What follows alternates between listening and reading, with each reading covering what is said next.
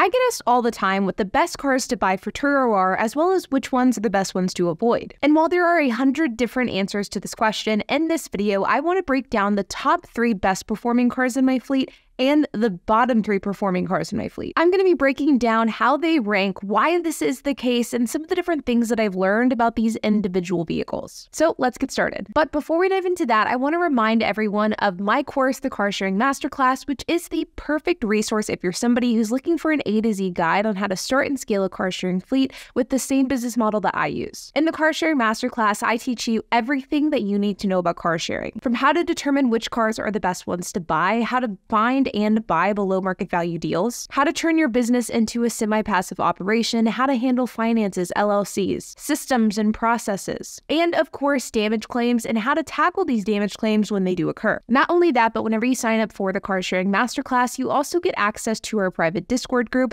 and our private monthly Zoom calls. And the best part is I am so incredibly confident with the quality of education that you'll receive with the Car Sharing Masterclass that I offer a 30-day money-back guarantee, no questions asked. So if you're interested in checking out the Car Sharing Masterclass, you can do so by checking out the link down in the description below, and you can use the code OFFER100 to get $100 off. Now, let me preface this video by saying that this is my top 3 and bottom 3 cars in my fleet in present day. I'm not going to be going over the historical cars that I've owned over the years. I'm also going to be basing these numbers off of net profit, so take-home pay after all expenses have been paid. So first, on to the best. And the 3rd best car in my fleet is my Mazda 5. Now, a Mazda 5 is like a minivan. Aesthetically speaking, this car looks exactly like a minivan, but it is quite a bit smaller than, say, a Honda Odyssey or a Toyota Sienna. And as a result, this car is also a lot cheaper than, say, a Honda Odyssey or a Toyota Sienna. For example, a Toyota Sienna, even for an older, higher mileage one, can easily cost you 10 to 15 grand, while a Mazda 5 costs you significantly less, and you can really buy them for anywhere between 5 to 10 grand. I paid $6K for mine a few years ago. Now, the reason why this car does so well is twofold. Number one is that this car attracts families, so it is rented out often, and the second reason is that this car is cheap. So even if it doesn't have a family renting it, people without kids or who aren't looking for a family-friendly vehicle are still willing to book it. This means that this car is very rarely sitting. This car has also been extremely reliable, which has definitely played to the fact that it has been so profitable because overall the maintenance cost on this car has been quite low. I will say that the downsides of this vehicle is that number one, it is outdated looking, and number two is that because this is a van, there are a lot of kids in it and it can be a bit of a pain to clean. This is really a minivan problem, not necessarily a Mazda 5 problem, but if you are renting out cars that are targeted towards families, then you should expect to clean up messes from those same families. The second best car in my fleet is my 2013 Mazda 3. We have 3 Mazda 3s in our fleet, a 2011, a 2012, and a 2013. We bought this car during the pandemic for close to $5,500, which at the time I felt like was a bit high, but in hindsight, it was a good deal. And there is one reason and one reason only as to why this car has been performing so well, and that is an extended rental. This car, along with a few others in our fleet, has been out on a rental for nearly 7 months. We actually have 3 cars in our fleet that have currently been out for rentals of 6 months or longer, but this one is the highest earning one. And knock on wood, it has had no issues on that extended rental. Now, I see posts all the time from people on Facebook groups or YouTube or in the comment sections of my videos or social media posts asking me what my thoughts are on extended rentals. A lot of people view extended rentals as like a red flag, like somebody must be doing something nefarious with your car. But in my opinion, I think extended rentals are absolutely perfect and I definitely welcome them. We have extended rentals all the time, and as I mentioned, we currently have 3 cars that have been out for more than 6 months, but in the last couple of months, we pretty much had 5 or 6 cars at any given time out on rentals of more than 30 days. I think that extended rentals are absolutely worth it, and I think that if you are a Turo host who has a guest who's wanting to extend every day or every few days, you should absolutely let them. Now, I don't want to pretend like abuse in these situations never happens, because you will come across people who do abuse your car whenever they've had your car for a long time, but I also think that this is true with any Turo rental. Now, whenever we have extended rentals with our cars, we'll reach out to the guest pretty frequently and just check in, see how things are going, check in on the mileage. That way we can make sure that the proper repairs and maintenance are being done to the car while it's booked out. And if there is an issue while a car is out on a long-term rental, we will typically go to the vehicle and resolve that issue in person. So yeah, this car has been out on an extended rental for months. We haven't had to see it all too often except to do oil changes and to check in on on maintenance, and it's made us pretty much completely passive income. And my best vehicle in my fleet is one that if you've seen my channel before probably won't come as a surprise, and that's my 2009 Mercedes. I have two Mercedes in my fleet, a 2009 C300 and a 2013 C250. And while they both do very, very well, the 2009 is hands down my best performing vehicle, and it is my most profitable car. This car attracts so many guests because it's a Mercedes, and even though it is old, people do rent it because they associate Mercedes with a luxury. And so people rent this car for the name, and even though this car is older, they do like the car whenever they rent it. This Mercedes has completely changed my perspective on Mercedes, and it's turned me into a Mercedes fan. It's been completely bulletproof, and maybe due to the fact that we did buy this car from my parents back in 2021 for $6,000, so they had taken very good care of the car prior to us purchasing it. But regardless, this car has performed well historically on Turo. It continues to perform well month after month, and it has next to no issues. If you're looking for a reliable Mercedes to get for Turo, then I would look at something like a C300 or even potentially a C250,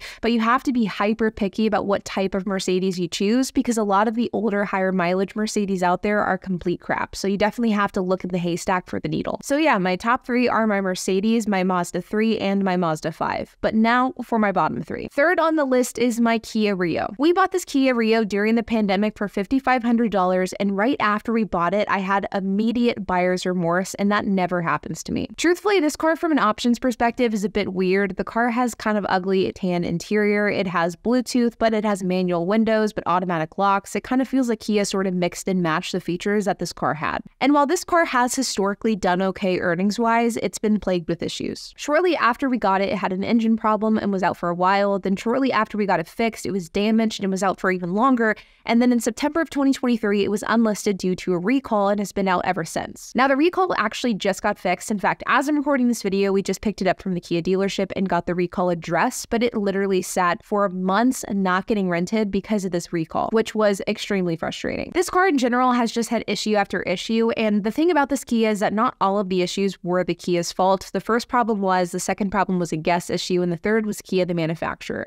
So it's not necessarily just the car's fault, but my experience in owning this vehicle has definitely made it so I will never own another Kia again. The second worst vehicle in our fleet is our Ford Fusion. Our Ford Fusion was plagued with problems the first year that we bought it, and as a result, it's been 4 out of the first 6 months we owned the car sitting getting repaired. We bought this car for $5,700, which I think was a bit too high, and we put over $1,000 into this car to get it going, which was just too much. And in the process of making that $1,000 repair, it sat for a very long time, which in hindsight was just stupid of us. Now, the silver lining here is that ever since we got this issue fixed with the Fusion, it's actually been a high performer. It's been doing really well. It's been staying booked out, and it hasn't had any further issues. But overall, the cost to get this car to this point was just simply too high, and as a result, this car isn't performing as well as I would like it to. And last but not least, the worst performing car in our fleet, by far, there isn't even a close second, and that is our 2011 Honda Civic. Now, the thing about our fleet is that with the Ford Fusion and with the Kia Rio, we to a degree knew what we were getting into. We knew that getting into a Kia was a risk. We had owned a Fusion prior to owning our current Fusion, and we did have issues with that car, so we really shouldn't have bought a second one, but we did anyways.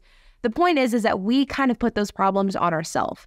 But in the case of the Honda Civic, this really wasn't the case. This Honda Civic checked all the boxes. It was a Honda, it was a reliable brand, it had a good Carfax, but this vehicle has been absolutely horrendous, and it's truthfully made me lose respect for Honda as a brand. And I definitely will never own a Honda Civic again, but truthfully, I may never own a Honda again in general. This car has had a PCM issue since we bought it. We replaced the PCM with an aftermarket one, and not a week later, the PCM blew again. We originally thought that maybe the aftermarket PCM that we had purchased was just not a good PCM, because in general, PCM failures like this aren't that common, and even the mechanic that installed the new PCM was very surprised to see that it had failed. So after the PCM broke the second time, we did do some diagnostics. We replaced some miscellaneous parts that we thought could be contributing to the issue, but we ended up taking the car to Honda, and they ended up replacing the PCM, and the good news was that they provided a warranty on that PCM. Honda was confident that the issue was the PCM, and they said that if we fixed it, we should be good to go. So we spent $1,200 replacing this PCM, and not 2 weeks later, the PCM blew a third time. Fortunately, this time it is under warranty, so we'll be able to get it fixed for free, but we are absolutely cutting our losses, and we are simply selling this car after it's fixed. Now, I've made videos talking about this Honda before, and a lot of the comments that I get is that it sounds like it's a flood car. And while there's really no way to 100% tell whether or not this car is actually a flood car, all of the signs are pointing to the fact that it's not. The car was one owner. The person who owned the car was the one selling it. It was a Dallas car, and in general, flood cars in Dallas just aren't super common. It had a clean Carfax, and there was no signs of like rust or sitting water or the fact that water had gotten into the car. And so while I definitely think it's a possibility that maybe there was a water issue, I don't think that it was a flood car. This car checked every box, and yet this car has been an absolute disaster. And I think that the lesson that we can all learn with this Honda Civic, but especially myself, is that sometimes you do everything that you think you needed to do to make a good vehicle purchase, but then for whatever reason, things just don't work out. And don't be a dummy like me in these instances and drag the problem on for a year and try to fix it. Instead, I would recommend cutting your losses sooner than later. This Honda will be the first car ever in my Turo career that actually ends up losing money once we're completely done with it, which is definitely disappointing, but I guess there's a first time for everything. But truthfully, I think the biggest thing that we can take away from this best and worst list is that ultimately what makes the difference between a good performing car and a bad performing car is maintenance costs. For the most part, across my fleet, my cars perform pretty similarly. There might be a 10 to 20% difference depending on the car, but the cars that really perform well are the ones with low maintenance costs. So whenever you're growing your Turo fleet, or if you're just getting started, buying the right car is incredibly important. And I'm fortunate that in the case of the Honda Civic, my other cars were able to pay for the repairs done to that vehicle, but had this Honda Civic been my very first car, it would have been a really tough situation. But like always, you guys, I hope that you enjoyed this video. If you have any questions, comments, if you have anything to add, I would love to hear it, so make sure to leave a comment down below. And while you guys are at it, make sure to hit the like button, hit that subscribe button, and hit the notification bell, and I will see you guys in the next video.